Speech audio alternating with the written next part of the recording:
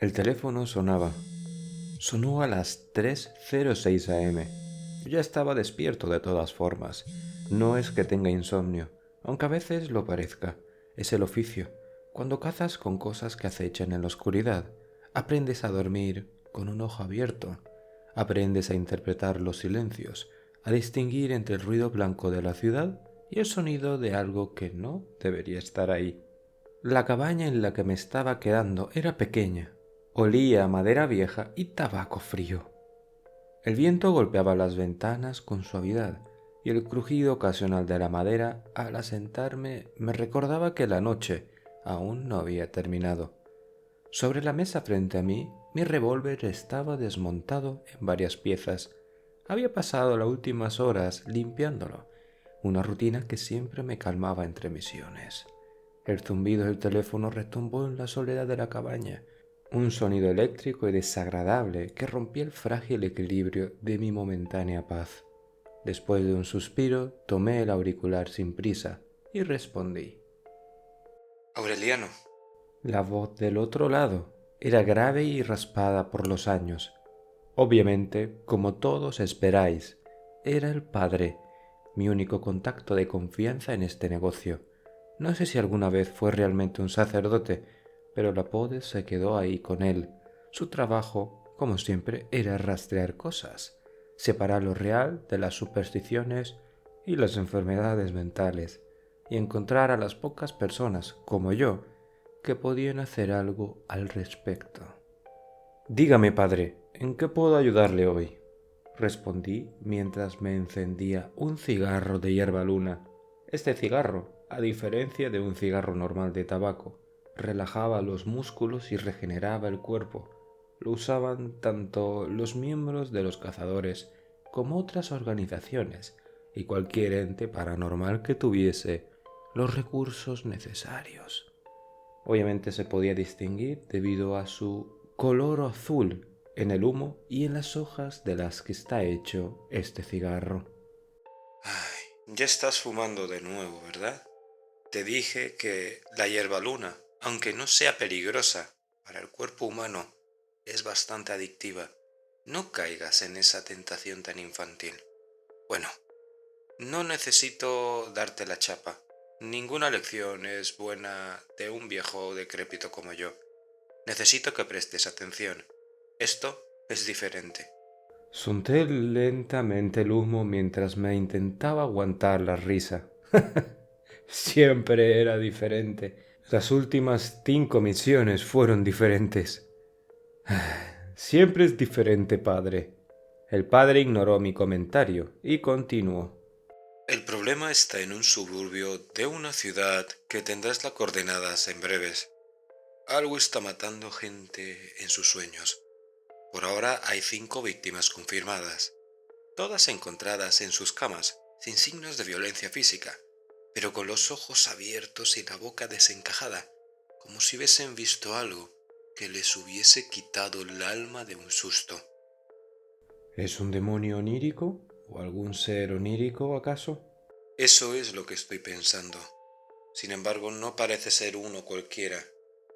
Lo han llamado el hombre de la máscara de clavos. El nombre hizo que un escalofrío me recorriese la espalda. Vale, ese nombre está bastante interesante, pensé. No porque lo reconociese en sí, sino porque tenía ese nombre que se pega a la piel como alquitrán, desagradable, incómodo, como la humedad en un lugar que no te agrada nada. El padre hizo una pausa como si estuviese hojeando su libreta. Vamos a ver. Ah, sí. Las víctimas reportaron haber visto la figura en sus sueños antes de morir. Un hombre alto vestido de negro con una máscara de hierro cubierta de clavos. Siempre estaba inmóvil, en la esquina de la habitación. No se movía, no hablaba, solo observaba, y si lo miraban demasiado tiempo... Morían. Eso es un poco cliché, pero tiene que ser cierto. Padre, he tenido una duda durante bastante tiempo. ¿Cómo usted encuentra todos estos confesionarios si las personas que pueden contar lo que está ocurriendo ya han fallecido. ¿Acaso usted puede hablar con los...? Soy un lich, muchacho. Claro que puedo. Por eso llevo en este oficio más de 160 años, desde el día en el que la Inquisición me quemó en una hoguera. Bueno, si crees que quieres o escuchar esa historia, termina esto de una pieza y nos tomaremos un licor a tu honor. ¿Te parece? ¡Wow! Había esperado este momento durante años. Ahora podía al fin ver cuál era el rostro del padre, si era un viejo saco de huesos, que es lo que yo creía, porque desde el principio sabía que era un no muerto. Sin embargo, un lich... Pensé que lo decía de broma al principio, pero bueno, el padre no parece ser un hombre que bromea. Pero volviendo al caso, fruncí el ceño, golpeando las cenizas del cigarro en el cenicero de cristal al borde de la mesa. ¿Cómo cazo algo si no puedo verlo, padre? Bueno, hijo, yo solo encuentro los casos. Lo demás es cosa tuya. Prepárate por tu cuenta. Y buena suerte. Ay, parece que lo de estar muerto no solamente le hace eficiente en el trabajo, sino que le hace abruptamente maleducado. Esto era la rutina. No me sorprendía. Pero bueno, ahora tenía una motivación para hacer el fin este caso. Un demonio onírico, ¿eh? No era la primera vez que me topaba con algo así, pero los que operaban en el plano onírico siempre eran un problema. La mayoría de los monstruos podían ser rastreados, seguidos, enfrentados en el mundo físico, pero este cazaba en un terreno donde yo no tenía ventaja, en un lugar donde yo no podía preparar trampas de la misma manera, en un lugar donde yo era el invitado, y eso no me gustaba nada. Apagué el cigarro en el cenicero y me levanté, estirando los músculos tensos de la espalda. No podía irme de la ciudad sin prepararme. Abrí mi mochila de cuero y saqué un pequeño cuaderno negro. Mi diario de caza, un registro de cada criatura que había encontrado, cada anomalía, cada demonio que había enviado de regreso al infierno. En él había notas sobre sus hábitos, debilidades y, lo más importante, cómo matarlos. En una página en blanco escribí con tinta negra: el hombre de la máscara de clavos. Subcategoría Demonio de pesadillas. Bajo su título tracé una línea y dejé espacio para agregar información. Ventajas, debilidades. Las llenaría después, si lograba sobrevivir, claro está. Terminé de pulir mi revólver. Tomé mi cuchillo largo y obviamente me preparé para salir. No me iban a servir mucho en esta ocasión. Sin embargo, tenerlos siempre me daban paz mental. Miré mi teléfono, lo puse en modo automático en el navegador y al subir en el coche seguí el GPS hasta la coordenada. El nombre de la ciudad, sinceramente, es superfluo. Se me ha olvidado, de hecho. El suburbio, cuando llegué, no era nada particularmente especial. Un suburbio, gente honrada y trabajadora, nada más. Algún que otro adicto, algún que otro borracho, alguna pareja que volvía del trabajo. Lo normal. Calles amplias, casas con jardines pequeños y cercas blancas. Luces de león parpadeaban en algún que otro lado en la distancia. Aquí y allá había perros que vagaban entre los botes de la basura, husmeaban entre los restos de comida rancia. Algunos afortunados miraban a los desdichados desde detrás de las cercas blancas. En la esquina de una calle sin nombre, un parque abandonado se erguía como un esqueleto de tiempos mejores. Columpios oxidados crujían con el viento. Un tobogán cubierto de grafitis descoloridos, un carrusel infantil que se balanceaba con un chirrido bajo y lúgubre. Era el tipo de lugar donde la gente se mudaba para escapar de la ciudad, buscando tranquilidad, seguridad o al menos soledad. Pero los suburbios siempre tienen sus propios monstruos. Los rumores habían comenzado hacía una semana. Al principio fue solo un murmullo entre aquellos vecinos que se susurraban en los pasillos de las tiendas o en los grupos de WhatsApp de padres preocupados. Un niño murió en su cama. Nadie sabe por qué. Luego otro y otro. Cuando la gente comenzó a conectar los puntos, ya había 5 víctimas confirmadas. 5 muertes sin explicación.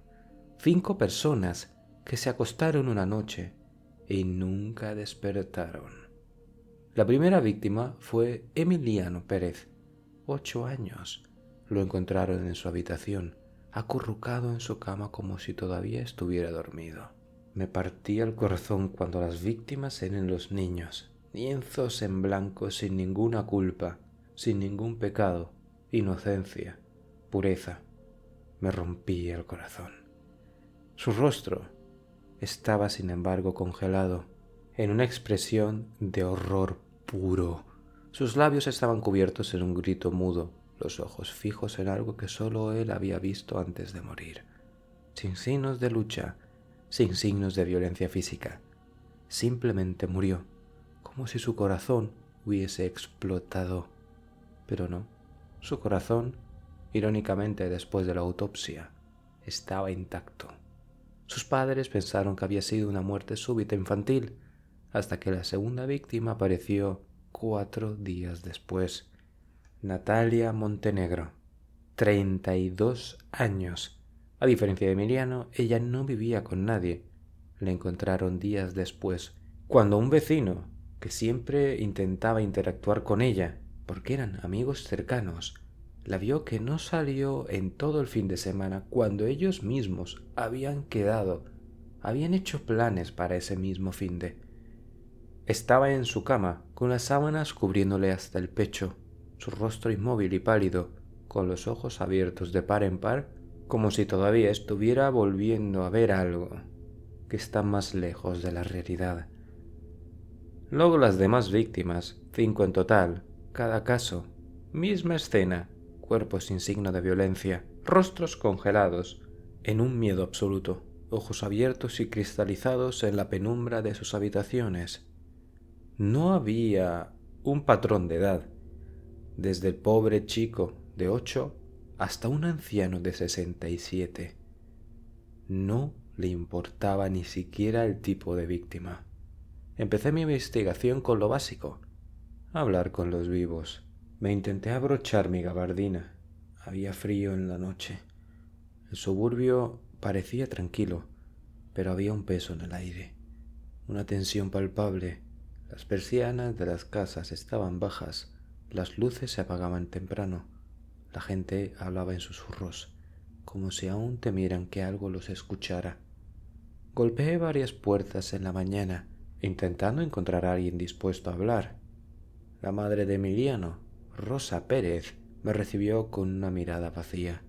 Sus ojos estaban hinchados por el llanto y en sus mejillas aún quedaban rastros de maquillaje corrido.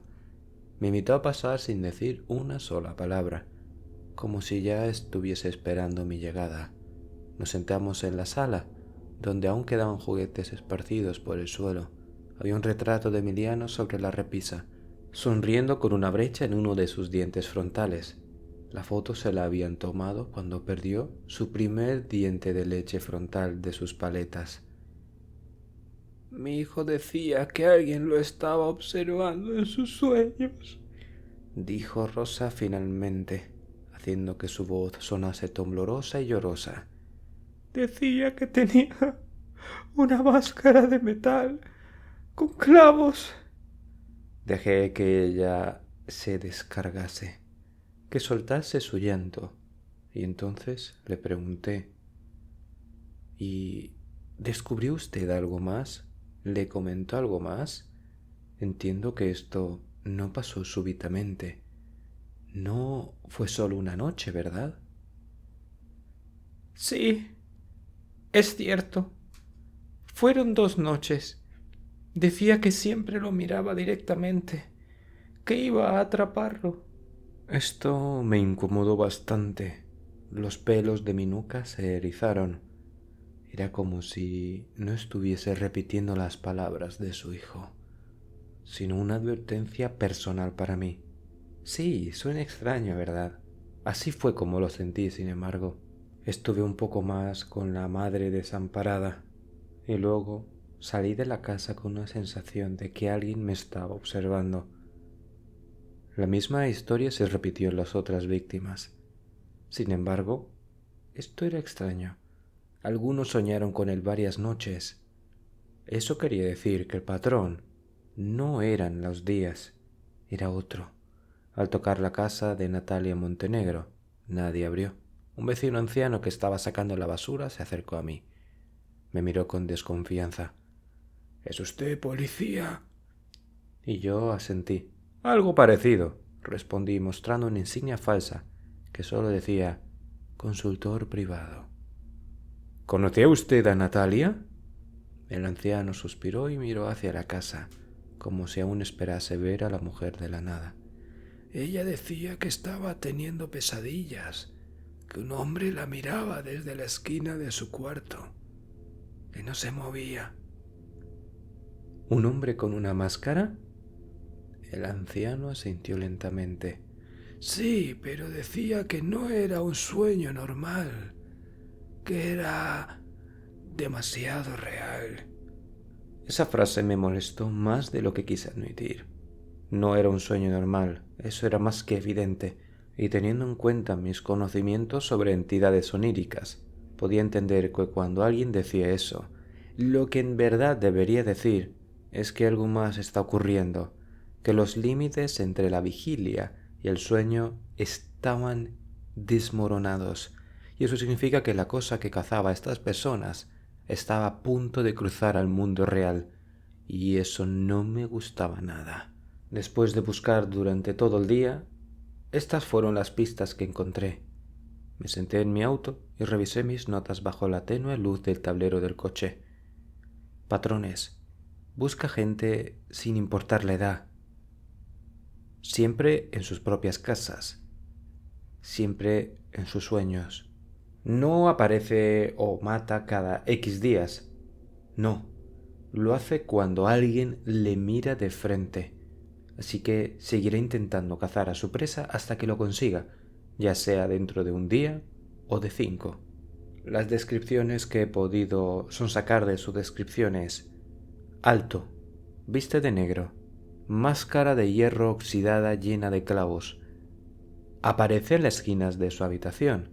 No se mueve, solo observa. Si lo miras demasiado tiempo, de frente, mueres. Me apoyé contra el asiento sintiendo la presión de mi pecho. Ya sabía lo que estaba cazando. Había leído entidades similares antes. Demonios de pesadillas, parásitos oníricos. Se alimentan del miedo hasta que las víctimas quedan drenadas. Pero este no seguía del todo este patrón. Este no mataba poco a poco. Este simplemente lo hacía con una mirada, sin importar el momento. Apagué el motor del coche y me quedé en la oscuridad por un momento. Escuchaba el viento soplar entre las casas. Me puse el sombrero de frente e intentando cerrar los ojos para que tuviese oscuridad total. Así podía reflexionar. Ya tenía suficiente información. Sabía que estaba cazando. Ahora debía encontrar cómo matarlo. Tenía que preparar una trampa. Pero para cazar un ser de un plano onírico, ir a cazar algo muy distinto. No hay balas de plata ni cuchillos de hierro frío. No, nada de eso te puede salvar. No puedes trazar círculos de sal ni usar símbolos sagrados. No hay trampas físicas ni puertas que puedan cerrarse con un cerrojo. Aquí la única arma es tu mente. Por eso Cato siempre insistía que tenía que meditar a diario. Y la mía, obviamente, ya estaba suficientemente jodida para jugar con ventaja. En el suburbio, casi en la periferia del mismo, había un hotel. ¡Ja! Hotel. Había dejado de ser un hotel hace años. Ahora era un motel de mala muerte. Un tipo de lugar donde las sábanas nunca estaban del todo limpias, si sabes a lo que me refiero. Donde las puertas se abren con un empujón fuerte. Pero no me importaba. No iba a quedarme ahí por comodidad o para dormir plácidamente. Pedí una habitación. La misma olía a cigarro rancio y desinfectante barato. Un televisor viejo en una mesa de madera astillada y la lámpara de la mesita de noche parpadeaban como si estuviesen diciéndome si seguir funcionando o rendirse por completo. La alfombra tenía manchas que prefería no investigar su origen, así que arrojé mi mochila sobre la cama y cerré la puerta con un doble seguro. Uno que también puse yo abajo. También puse tacos de madera en las esquinas de la puerta y obviamente atranqué el cerrojo con la silla de madera que tenía en la habitación. Bajé las persianas de la habitación y sin embargo abrí las ventanas aunque fuese por un poco. Un poco de ventilación siempre venía bien. Al terminar este pequeño proceso, puse sal en la puerta y en la ventana. Sí, es cierto, mi enemigo estaba en el plano onírico, pero podía también asegurarme de que ningún otro ente interfiriese en esta caza. Después de hacer mi ritual, me senté en el borde del colchón y saqué mi cuaderno. Repasé todo de nuevo y me froté la mandíbula mientras acariciaba mi labio superior e inferior con la mano libre. Mi objetivo era claro, entrar en su dominio y encontrar su debilidad. El problema era cómo salir. Saqué una botella de whisky de mi mochila y un frasco con pastillas para inducir a un sueño profundo. Los sueños normales no serían suficientes para atraerlo. Tenía que sumergirme en un estado de vulnerabilidad total. Respiré profundamente y me di cuenta que estaba sudando profundamente por mi frente. Tenía miedo, obviamente que lo tenía. No era un hombre de hierro, no era un cyborg, no era un autómata. Ojalá estuviese aquí Constantine conmigo. Él sabía enfrentarse mejor a los demonios que cualquiera de nosotros. Ay, cómo le echaba de menos. Antes de beber el licor y tomarme la pastilla, fui al baño y me miré en el reflejo. Ojeras profundas, piel pálida, barba corta cubriéndome el rostro como una sombra oscura. Parecía un hombre que no había dormido en semanas. Tal vez no estaba lejos de la verdad. Volví a la cama, tomé un largo sorbo de whisky y luego me metí una de las pastillas en la boca. La tragué en seco. Cerré los ojos y me acosté sobre las sábanas. Ni siquiera me quité las botas o la ropa. Y esperé. Escuchaba las manijas del reloj de la habitación como poco a poco se dejaban de escuchar. El sueño llegó rápido. Primero una sensación de pesadez en el pecho, como si una sombra invisible se hubiese posado sobre mí, como si unos dedos se moviesen desde mi ombligo hasta mi garganta. Luego la habitación del motel comenzó a desvanecerse. Las paredes se derretían de forma líquida, irreal. Mi cuerpo se hundió en la cama como si cayese a través de ella. Y ahí fue cuando comenzó la pesadilla. Abrí los ojos y ya no estaba en el motel. Estaba en una casa.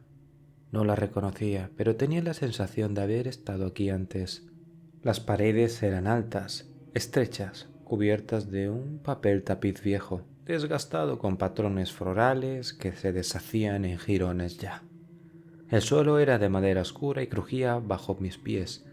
Había un pasillo largo y angosto que parecía extenderse demasiado, como si no respetase las dimensiones de su hogar real. El aire olía a humedad, madera podrida. Todo estaba en silencio, excepto por un sonido, un rasguño, como metal arañando el suelo. No miré en dirección a las esquinas de la habitación. Sabía cómo funcionaba su juego. No te ataca, te persigue, solo espera. Estaba aquí en algún lugar, en la periferia de mi visión. Si giraba la cabeza y lo miraba directamente, estaba acabado. Caminé por el pasillo tratando de mantener mi respiración controlada. Daba bocanadas largas de aire.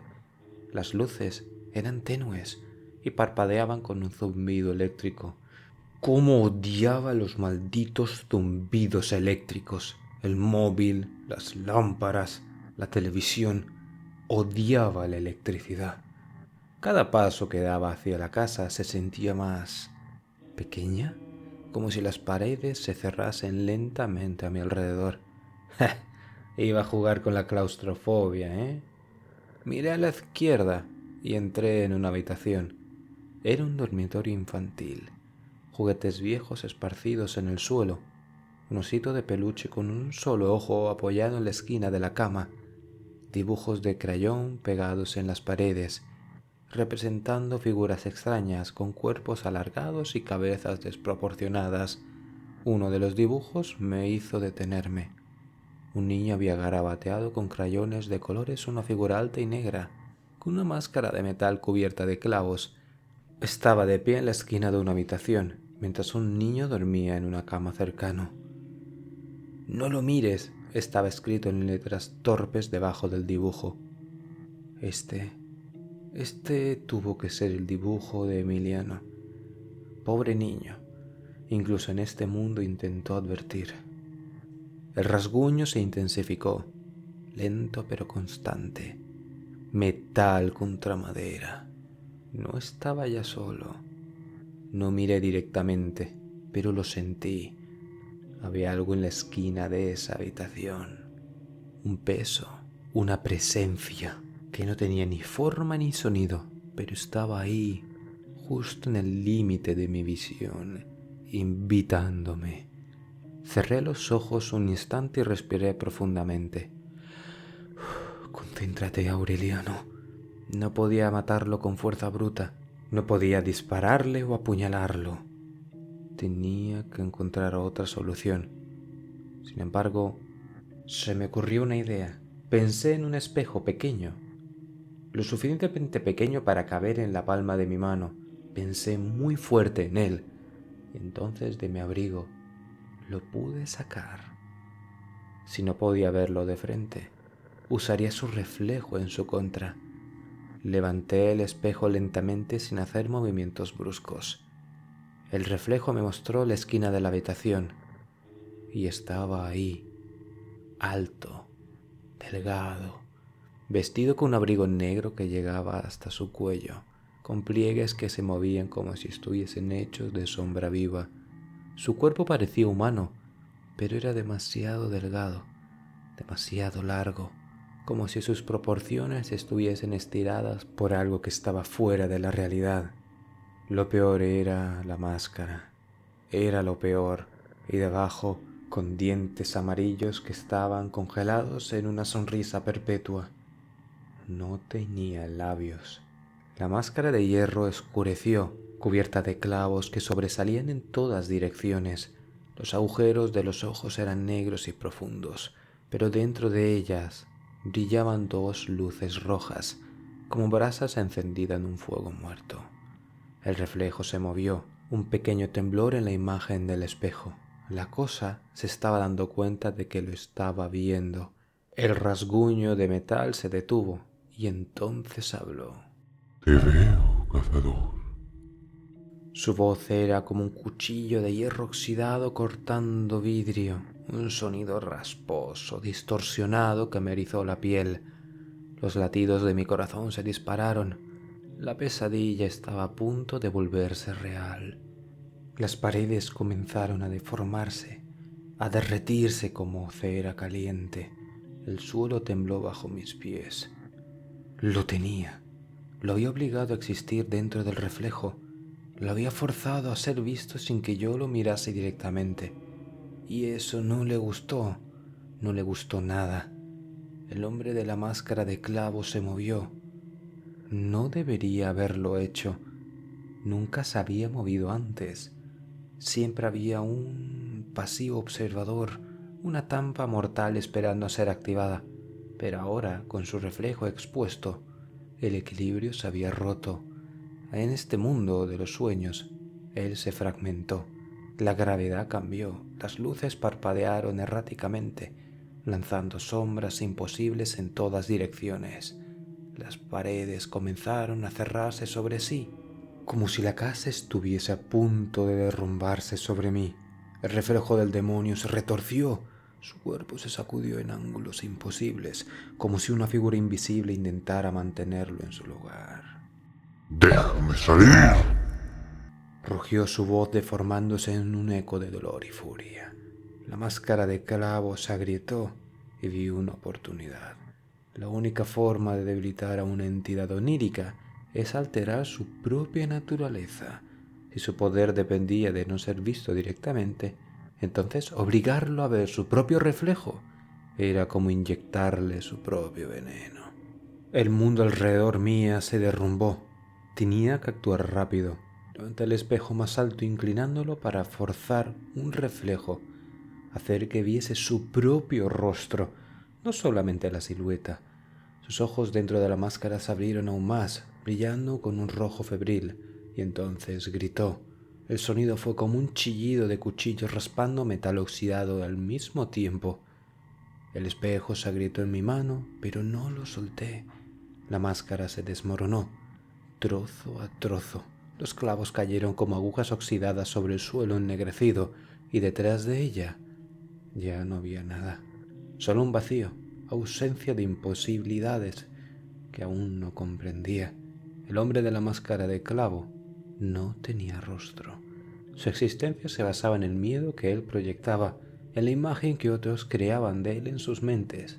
Pero ahora, sin su máscara, su propia identidad estaba derritiéndose como este mundo alrededor lo había roto. Su sueño se derrumbó y todo se volvió blanco. Abrí los ojos, jadeando. Mi cuerpo, sin embargo, estaba empapado de sudor frío. Las sábanas estaban pegajosas como si fuesen miel. En la habitación del motel había una lámpara que estaba parpadeando. El reloj marcaban las malditas 3:06 am. La misma hora exactamente que había recibido la llamada de padre. Me incorporé trabajosamente poco a poco, aún con el corazón parpadeando y martilleando entre mis costillas. La cacería había terminado. No había necesidad de comprobarlo. Lo sabía. El hombre de la máscara de clavos ya no existía. No del todo. Me pasé una mano por la cara y respiré hondo, tratando de calmarme, y mi pulso aún no se estabilizaba. Luego, con los dedos aún temblorosos, saqué mi cuaderno y escribí: Notas sobre el hombre de la máscara de clavos. Ventajas: solo ataca en sueños. No persigue a sus víctimas. Espera a que le miren. No puede ser visto en el mundo real. Debilidades: no soporta los reflejos. Su máscara no es parte de su cuerpo. Si se la quitan, se desvanece. Era irónico. Había dormido pocas horas. Sin embargo, era el mejor sueño que he tenido en mi vida. Estaba tan descansado como si hubiese dormido 24 horas. Y no solo eso, sino que sabía que al final, hoy, iba a conocer al Padre. Así que esto ha merecido la pena. Al habla Raud. Si te ha gustado la historia de esta noche, me hace muy feliz. Quiero decirte que también dentro de poco, dentro de 3 o 4 días, se publicará la segunda parte del mercado. Si eres nuevo en el canal y quieres preguntarte de dónde viene esta saga, te dejaré una lista que, como podrás ver, tiene muchos vídeos. La lista tiene como nombre el que estás viendo en pantalla. Así que por favor, te invito a que dejes un comentario de qué te pareció este vídeo, dejarle un bonito like y, si es posible, compartir. Hagamos esta familia un poco más grande cada día. Os ha narrado Raud y os deseo muy buenas noches.